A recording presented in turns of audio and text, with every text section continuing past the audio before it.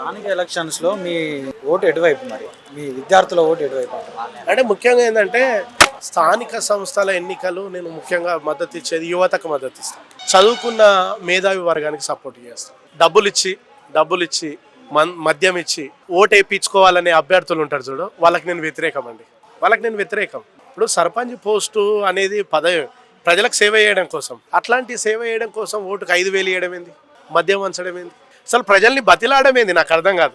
అమ్మా ఓటేయండి అమ్మా, జర ప్లీజ్ అమ్మా గెలిపియండి అమ్మా, బతలాడడం ఏంది ప్రజల్ని? నువ్వు ప్రజలకు ఏం చేస్తావో చెప్పు.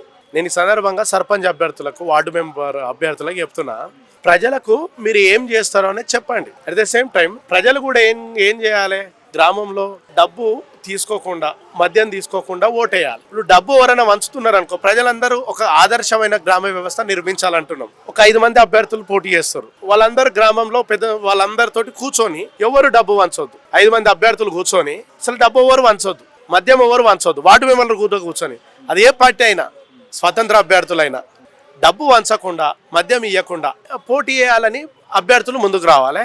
ప్రజలు కూడా దాన్ని స్వీకరించాలి. దీని ద్వారా ఏమవుతుందంటే వచ్చే 5 ఏళ్లలో 10 ఏళ్లలో 15 ఏళ్లలో డాక్టర్ బిఆర్ అంబేద్కర్ కలలు కన్నటువంటి నిస్వార్థమైనటువంటి రాజ్యం, ప్రజాస్వామ్య వ్యవస్థ వర్ధిల్లుతుంది. ఇప్పుడు పైసలు ఇచ్చి ఓట్లు వేసుకోవడం ద్వారా ఏమవుతుంది, ప్రజాస్వామ్య వ్యవస్థ ఏమవుతుంది, ఏం మెసేజ్ పోతుందంటే ప్రజాస్వామ్యం అంటే డబ్బుల రాజ్యం అనేటట్లు వెళ్ళిపోయింది. బాగా పెన్ను పట్టుకున్నోనికి, జేబుల పెన్ను ఉన్నోళ్లకు, విలువలు ఉన్నోళ్లకు ఓటేయాలి. జేబుల మద్యం ఉండి, జేబుల డబ్బుల కట్టలు ఉండి, నోటుకు డబ్బులు ఇచ్చేటోళ్లకు మనం గౌరవిస్తున్నాం. బాగా పైసలు ఉన్నోళ్లకు, మంచి కాలర్లో తిరిగి పైసలు వంచుతామని షోప్ టాప్ చేసేటోళ్లకు మనం గౌరవిస్తున్నాం. ఎందుకంటే అరే మన ద్వారా మనకేమన్నా మనకు హెల్ప్ చేస్తుండొచ్చు అని నమ్ముతున్నాం. చదువుకున్నోనికి విలువ ఇస్తలేం, చదువుకున్నోడు పోటీ చేస్తామని కనీసం ఓటేస్తలేం. ఇది మారాలి, ప్రజలు 100% ప్రజల ఆలోచన విధానాన్ని మారకపోతే ప్రజాస్వామ్యం కూడి చేయబడుతుంది. ఇప్పుడు 50 లక్షల నుంచి ₹1 కోటి జరుగుతుంది. 2035 ఆ సమయంలోకి వెళ్ళిపోతుంది, ₹2 కోట్లు నడుస్తుంది. 40 ఆ సమయంలో ఇట్లా అయిపోతుంది. 2050 వరకు లేనిది 10 కోట్లు కూడా అవుతుంది. 20 లక్షల నుంచి 10 కోట్ల దాకా అయ్యే అవకాశాలు ఉంటాయి సర్పంచ్కే. అంటే వీళ్ళు డబ్బులు ఇచ్చి వీళ్ళు ఓట్లు వేయించుకుంటున్నారంటే, గ్రామం నుంచి 10,000 జీతం ఉండేటువంటి సర్పంచ్ పోస్టుకు అన్ని డబ్బులు పెడుతున్నారంటే వాళ్ళ నుంచి లాభం ఉన్నట్టే కదా. లాభం లేని ఎందుకు చేస్తారు? నేను అంటున్నా, అంటే డబ్బులు పెట్టి తర్వాత అంతే కదా. ఇప్పుడు రూపాయి లేకుండా ముందుకు వచ్చేటోళ్ళను ఏం చేయాలి, అరే వాళ్ళని స్వీకరించాలి. ప్రజలే అసలు ఒక అభ్యర్థిని బలపరచాలి.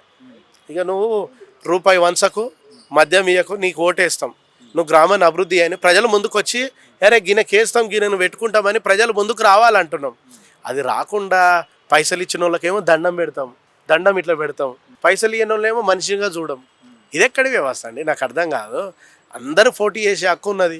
18 సంవత్సరాలు నిండిన ప్రతి ఒక్కరికి ఓటు హక్కు ఎట్లున్నదో, తెలంగాణ రాష్ట్రంలో ఆ గ్రామంలో ఓటు హక్కు ఉన్న ప్రతి ఒక్కళ్ళకి కూడా సర్పంచ్ అభ్యర్థిగా పోటీ చేసే అవకాశాలు ఉన్నాయి, వార్డు మెంబర్గా చేసే అవకాశాలు ఉన్నాయి.